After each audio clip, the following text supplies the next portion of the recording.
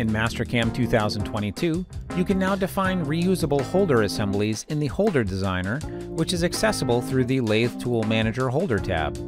Use the Holder Designer to create collections of adapters, extensions, and holders and store them as assemblies.